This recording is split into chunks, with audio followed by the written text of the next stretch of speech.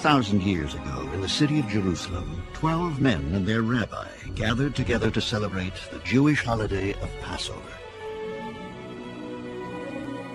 The rabbi was Jesus of Nazareth. The meal they shared has come to be known as the Last Supper. Perhaps no other gathering of 13 individuals has had such a powerful impact on the course of human history.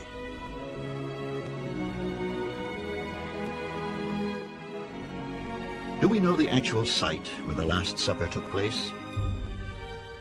Were there only men at this dinner? Or, as some suggest, were women present too?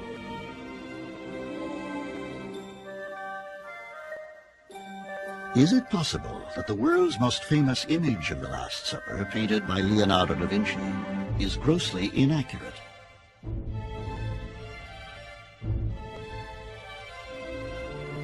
And why did Judas, one of Jesus' inner circle, betray him? These are but a few of the mysteries of the Bible.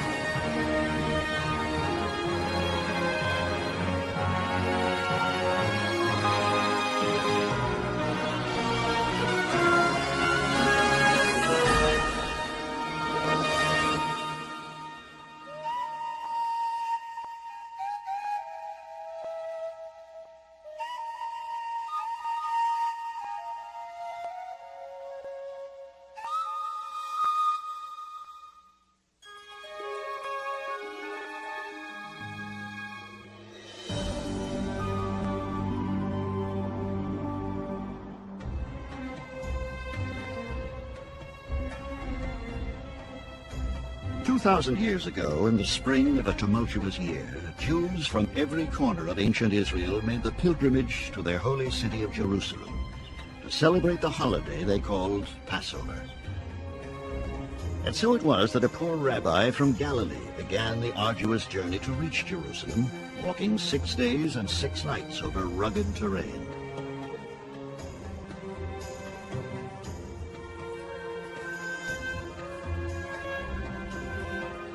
The name of the rabbi was Jesus of Nazareth.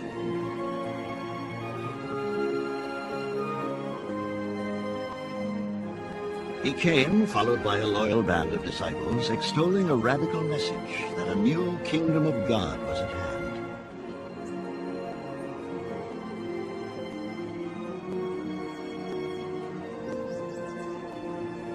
The momentous events of Jesus' final week leading up to the Last Supper may never be fully understood, for no eyewitness accounts exist.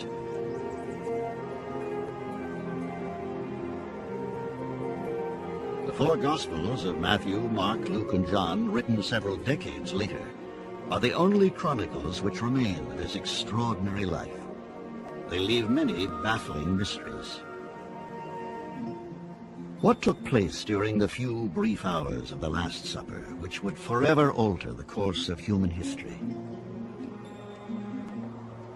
Why, to share a simple meal with his disciples, did Jesus risk his life to enter a city occupied by hostile Roman legions?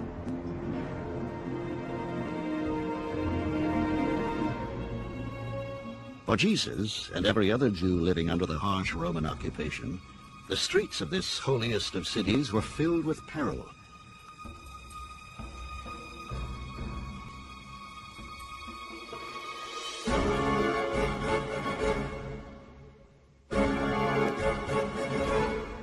Under the rule of Julius Caesar, the mighty Roman Empire had expanded its power all the way across the Mediterranean to dominate the Middle East and ancient Israel.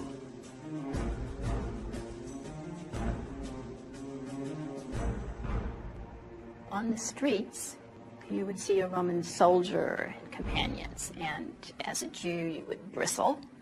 They represented really an occupying force. They were a constant reminder that the Jews were no longer an independent nation. Why, in a political atmosphere fraught with tension, did the Roman occupiers allow the Jewish people to continue to worship their one all-powerful God and observe a Jewish holiday which celebrated freedom over oppression?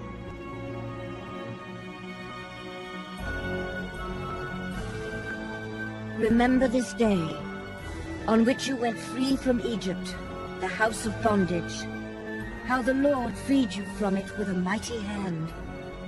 Exodus 13:13. With these words, the Hebrew Bible commanded the Jewish people to not only remember, but also to relive the experience of the Exodus, their dramatic flight from Egyptian bondage 1,500 years earlier.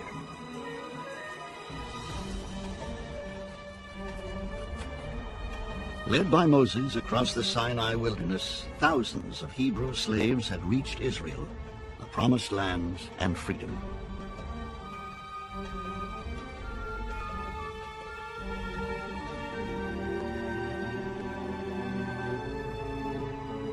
During the Roman occupation, an understanding had been reached with Jewish religious leaders, allowing the people to practice their faith under the watchful eye of Roman forces.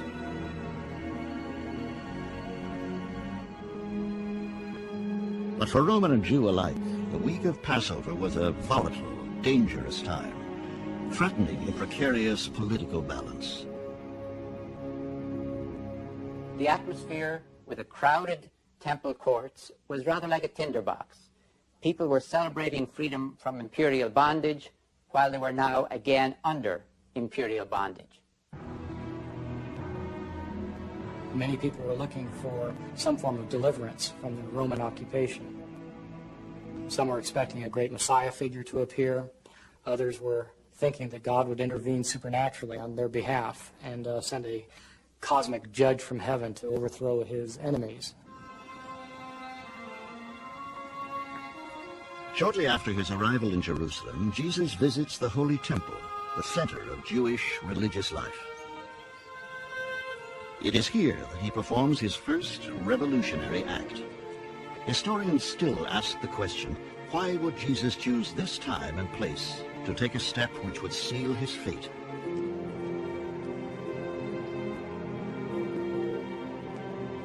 Jesus went to the temple and began to drive out all those who were buying and selling. He overturned the tables of the money changers and then taught the people, "It is written in the scriptures that God said, 'My temple will be called a house of prayer for the people of all nations, but you have turned it into a den of thieves.'" Mark 11:15. By his disruption of the temple, Jesus threatens the existing order and becomes known as a dangerous political insurgent.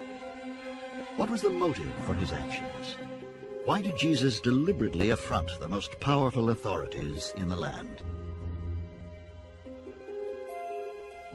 What Jesus did was symbolically destroy the temple. It's similar to somebody in the 60s going into a draft office and overturning the draft cards. It doesn't really destroy the Pentagon. It's a symbolic act, destroying it ritually, as it were. Could Jesus foresee that by his act of defiance he was putting his own life in jeopardy?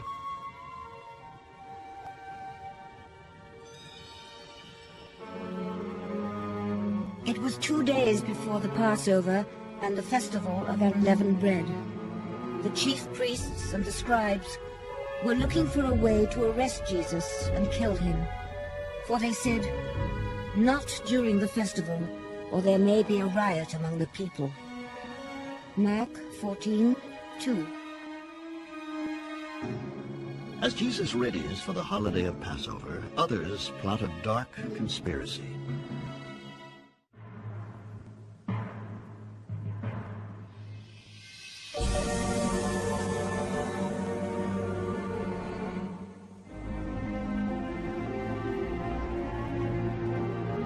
Throughout the streets of Jerusalem, families are busily preparing for the Passover holidays. Following custom, celebrants select lambs for the sacrifice that will take place on the steps of the temple.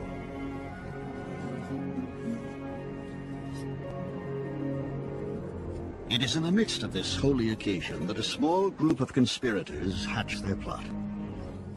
Scholars have been fascinated by the tantalizing question, did Jesus foresee his own death?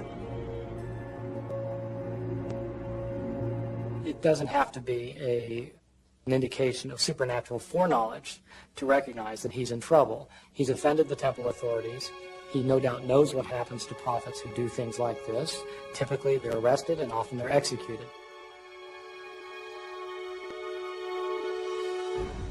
It is at this very moment that Jesus' destiny is being determined by an act that will go down in history as the most infamous betrayal of all time.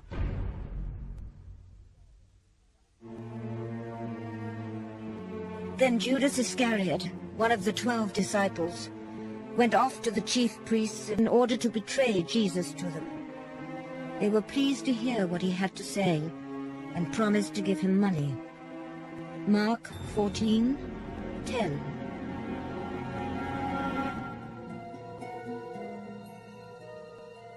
Why did Judas go to the authorities? The motives for Judas's betrayal have long baffled historians.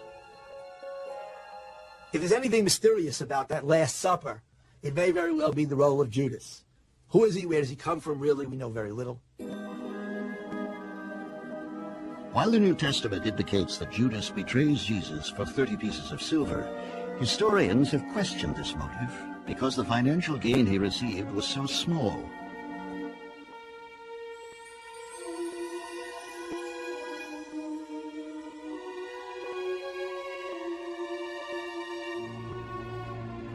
Some scholars believe that Judas may have grown disillusioned with Jesus. It's possible that Judas expected Jesus to be the Jewish Messiah of traditional expectation, that he would take up the sword, rouse the troops, drive the Romans out of the land. When this didn't happen, that Judas became angry and out of frustration and bitterness turned Jesus over to the authorities. Although the temple authorities are armed with incriminating evidence against Jesus, surprisingly, they do not arrest him. Instead, they bide their time, waiting for the right opportunity.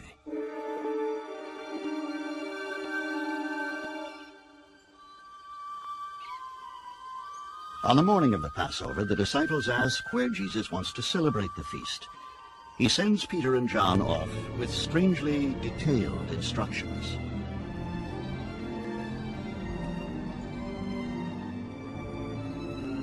Go into town, and you will meet a man carrying a pitcher of water. Follow him, and say to the owner of the house to which he goes, the master says, where is the room for me to eat the Passover with my disciples? And he will show you a large, upstairs room. Mark 14:12.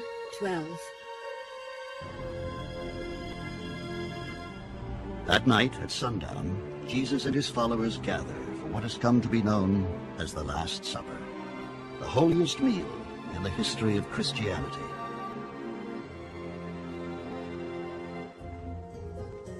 For nearly 2,000 years, historians have attempted to solve the mystery of exactly where this dinner took place.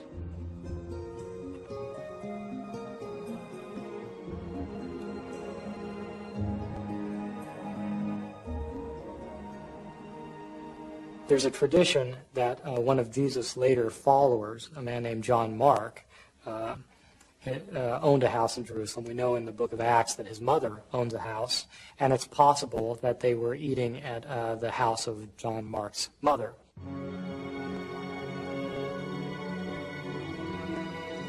Archaeologists have excavated the age-old streets of Jerusalem, sifting through evidence, hoping to find proof that this house existed. Although no one can say with certainty where the meal took place, a building on Mount Zion is believed by some to be the hallowed site.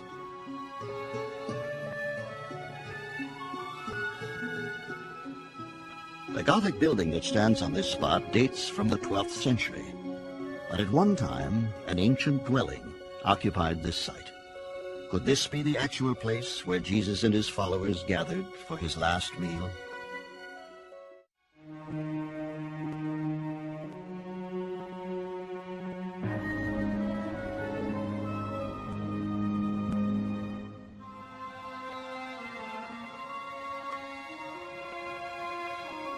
Somewhere among the winding streets of ancient Jerusalem, Jesus and his disciples gather for what will become the most momentous meal in history. The event has haunted the human imagination for nearly 2,000 years. To this day, scholars are still struggling to reconstruct what actually happened in that room.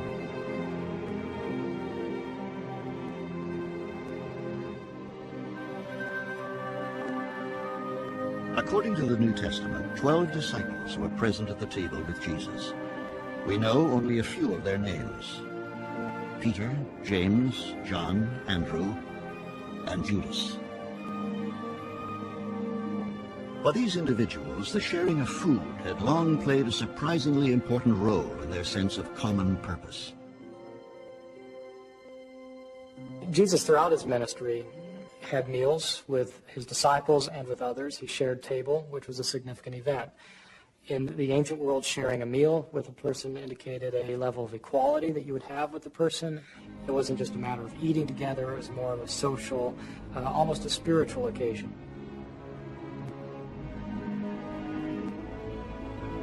The sharing of food embodied the idea, central to the teachings of Jesus, that all people are created equal in the eyes of God.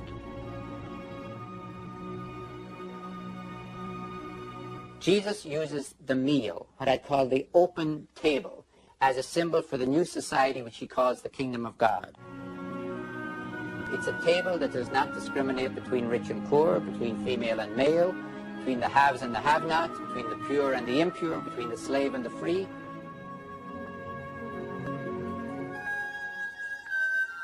For Jews like Jesus and his companions, this night held a profound religious significance.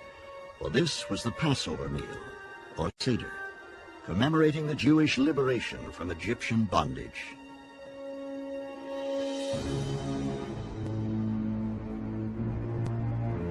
According to the story as recounted in Exodus, God had inflicted 10 terrible plagues on the Egyptian Pharaoh to break his will.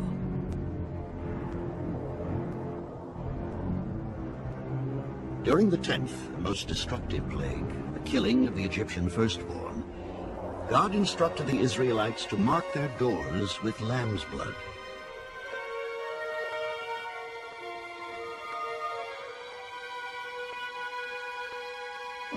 I am the Lord. The blood on the doorposts will be a sign to mark houses in which you live. When I see the blood, I will pass over you and will not harm you when I punish the Egyptians. Exodus 12:12.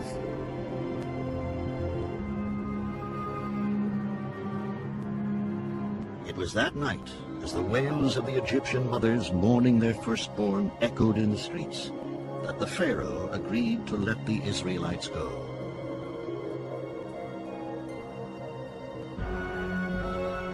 Moses was finally able to lead his people out from centuries of bondage, across the Red Sea, towards their promised land.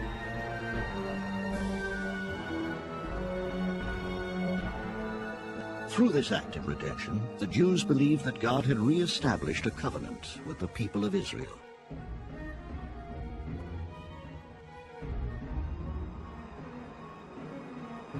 While most scholars agree that Jesus and his companions had gathered to commemorate the flight from Egypt, the most fundamental questions about that final meal remain unanswered.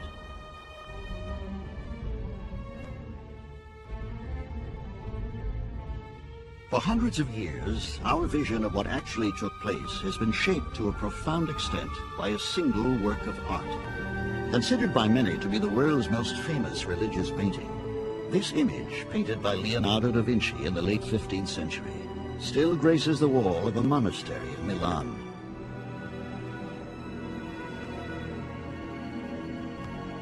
But scholars have come to question the historical accuracy of da Vinci's masterpiece. Who among Jesus' companions actually attended the dinner? And how were they seated?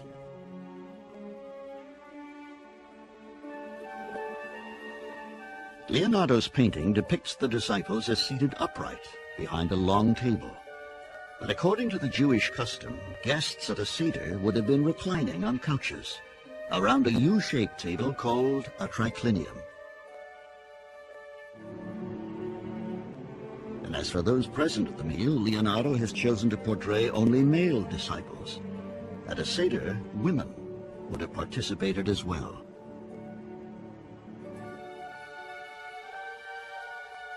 Women were among the disciples. They were among the inner circle. A family meal, a festival meal, which is what the Passover is, of course, always had women. Women had a role. Women had a role in the prayers. So to the extent that it was a traditional meal, we assume that women were present.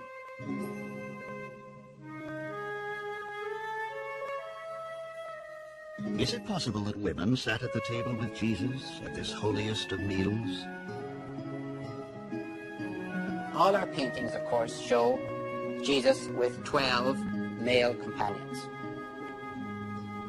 It is of great importance historically to ask, is that what Jesus did? Did he choose 12 men, and were those the only ones who were present at the Last Supper? I see absolutely no reason to presume that.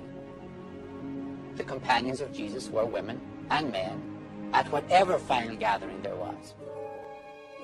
Even the assumption that 12 individuals attended the dinner has come under scrutiny. Some scholars suggest that the number 12 was used simply because of its symbolic meaning.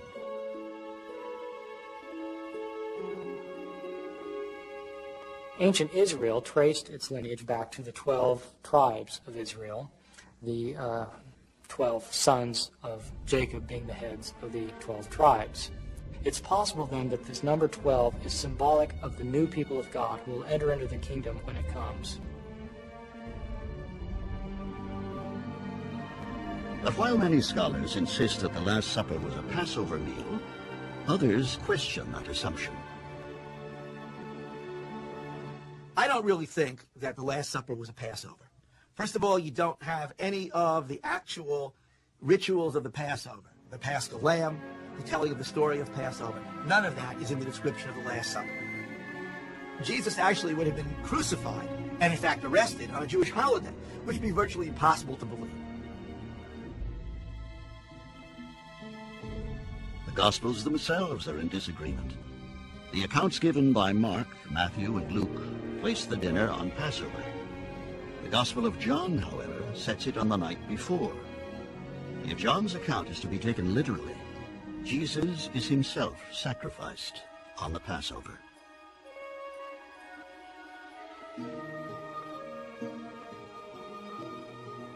Basically, what that means is that John wants to say to us that Jesus is the Paschal Lamb.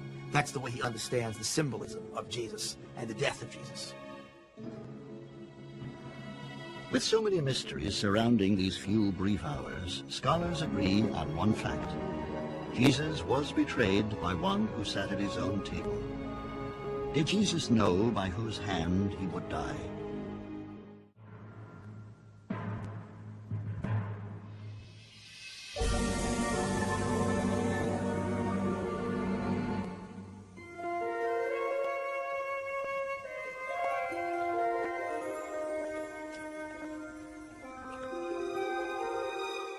For the companions who dined together at the Last Supper, perhaps the most portentous meal in history, the atmosphere must have been tinged with sadness.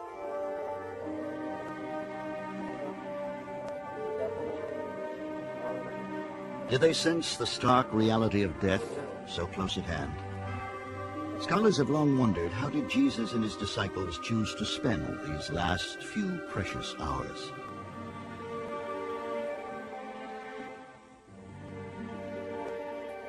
The biggest mysteries about the Last Supper, to me, are what really happened at that meal. Was this Jesus telling his disciples that he actually thought he was the Messiah, the Son of God? What kind of brainstorming for the next phase of the Jesus movement was going on? All the conflicting motivations, dreams, and aspirations about what it meant to be Jewish. I would have loved to be there. If I was a fly on the wall at the last gathering of Jesus, I would be very worried. I think what people would be talking about in such a situation, if they were at all wise, might well be how to get out of town as fast as possible. Not only does Jesus foresee his own violent death, but he is soon to make an even more shocking disclosure.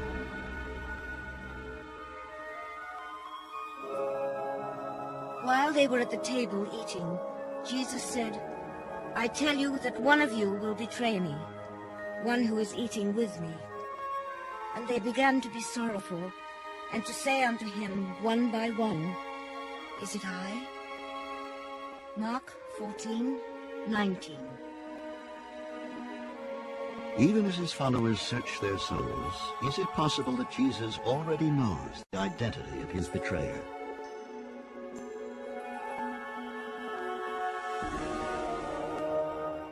Woe unto that man by whom the Son of Man is betrayed. It had been good for that man if he had not been born. Matthew 25:24. In Jesus' time, Judas's act of betrayal would have been harshly punished.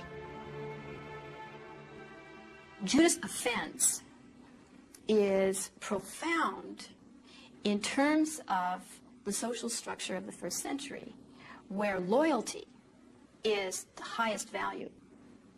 And so Judas' betrayal breaks the very social fabric. First of all, loyalty within a family was absolute. You defended family members to their death. And what the Jesus movement was saying is the bonds that we have, that we are creating among each other, are stronger than family bonds. Then Judas, who betrayed him, said, "Surely not I, Rabbi." He replied, "You have said so." Matthew 26:25.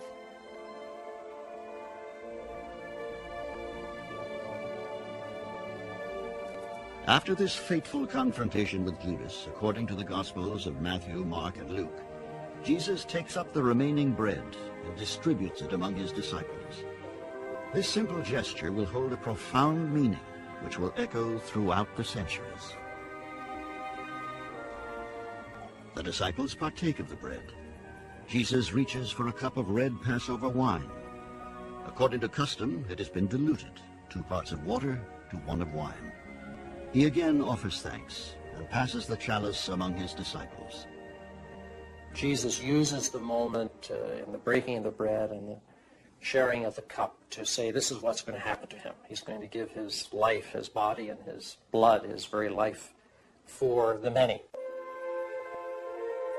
With these few words, in which bread and wine are symbolically offered as the body and blood of Jesus, the sacrament of Holy Communion came into being.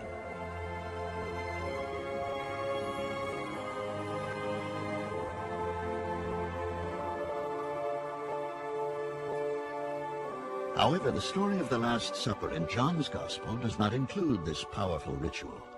Instead, it records another profound symbolic act, inexplicably omitted from the other 3 Gospels. Jesus gets down on his knees like a slave.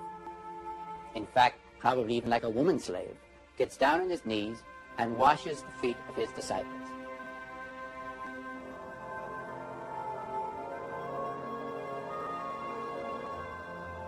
Jesus washing the feet is a kind of, on the one hand, submissiveness, but even more so, it seems to be symbolic of the passing on the mantle of leadership. What is the message that Jesus, with this simple act of humility, is attempting to convey? And what Jesus says, you want to run this church? Here's how you do it. You are the servants of the people of God, and it's not poetry. It means getting down on your knees and washing people's feet.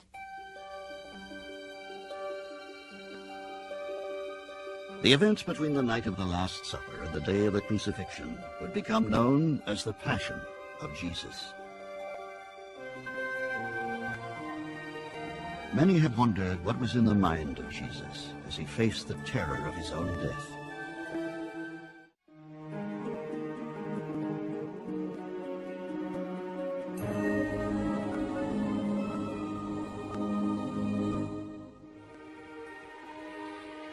As Jesus steps into the cool of the spring night, he is aware that his death is close at hand.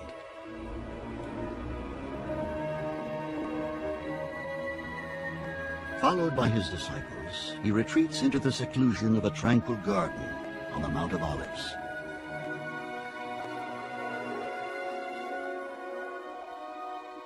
Then Jesus went with his disciples to a place called Gethsemane, and he said to them, "Sit here while I go over there and pray."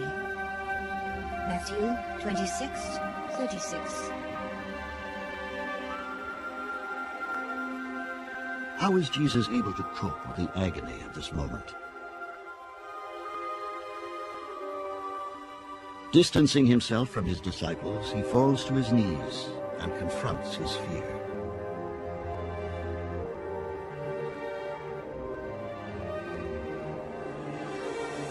My Father, if it is possible, let this cup pass from me.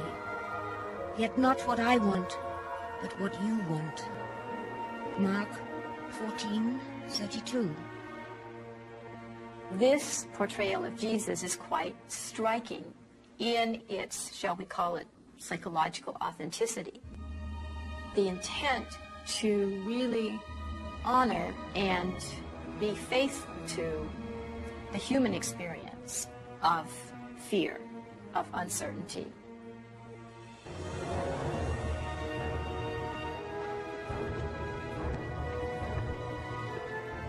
The clank of Roman weapons shatters the stillness of the night.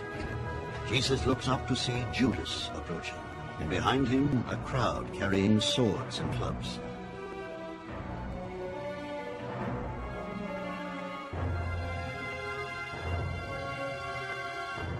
As soon as Judas arrived, he went up to Jesus and said, "Rabbi," and kissed him. So they arrested Jesus and held him tight. Mark 14:45.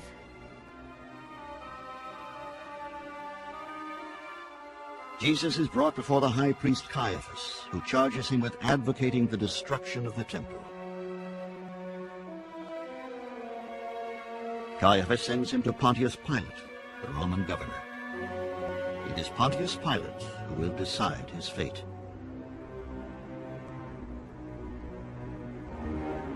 "Are you the king of the Jews?" he asked. "So you say," answered Jesus. Matthew 27:11. One of the mysteries that surrounds Jesus' final days is that he never publicly proclaims himself to be King of the Jews.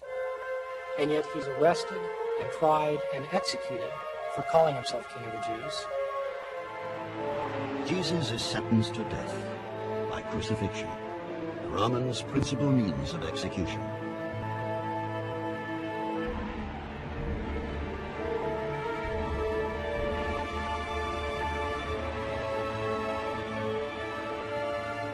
Crucifixion was a slow, torturous death. It was actually a death by asphyxiation. The prisoner who was being attached to the cross was nailed through the wrists rather than through the hands, as is commonly depicted. People could last as long as their strength held out. When their strength failed, their body would finally distend to such an extent they could no longer breathe. As the tragic events unfolded, historians have wondered what happened to the individuals who shared the Last Supper with Jesus.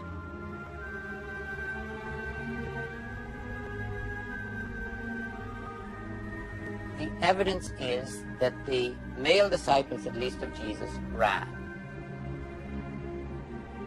I do not mock them for that. I think I probably would have done the same. But it's crucially important to distinguish between losing your nerve and losing your faith. It's one thing to run, and it's another thing to keep running. They didn't keep running.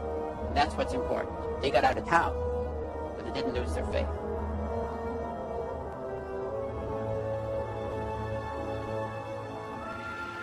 And what of the 12th disciple who betrayed Jesus? According to gospel accounts, Judas dies by his own hand. In Roman society, honor was the most important social value that any male could have. And for those who participated in political power and political authority, the loss of honor was very catastrophic. And the only way that the loss of honor could be redeemed was through suicide. After the death of Jesus, the ritual from the Last Supper of sharing bread and wine was to be continued by his followers as a holy sacrament. Early on in Christianity, we know that Christians got together weekly in order to celebrate the death and resurrection of Jesus, and did this with a community meal together, in which they would have a kind of a potluck supper. Now, the earliest meaning of that Last Supper, or the Eucharistic meal, was a thanksgiving. The very name Eucharist or Charistia is the Greek word for thanks. And the bread that was blessed was called the thanked bread. Historians now know that the earliest places of Christian worship were in the homes of converts to the faith.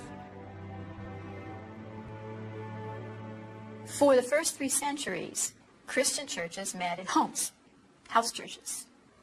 And that meant they were in the domestic sphere. They were in the sphere that Roman society assigned to women and to women's authority.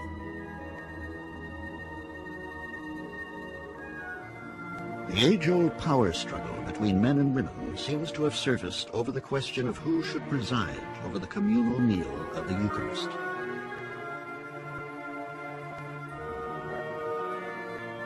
We have indication that there were men who were quite upset with women ministering in churches at about the time the Gospels were written. And there was certainly a movement afoot in order to keep women silent in the churches by the end of the 1st century. By the end of the 3rd century, worship was taken out of the home and moved to public reception halls called basilicas. Under the leadership of male priests, the meal disappears, and the elements of bread and wine become the central ritual. What you have is that authority is now becoming attached to the person who presides over that Eucharistic meal. And then that becomes a way of separating the leadership from the rest of the people. And so it was, from the simple sharing of a fellowship meal called the Eucharist, that over the centuries the rite of Holy Communion was to evolve.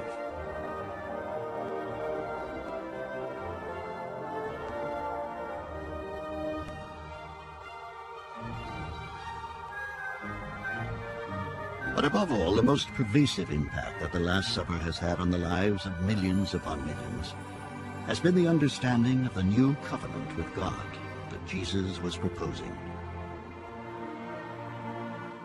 The Last Supper takes the entire life of Jesus, with all its emphasis on the open table and the eating together, and encapsulates the life and the death of Jesus together at a meal. The Eucharist is food.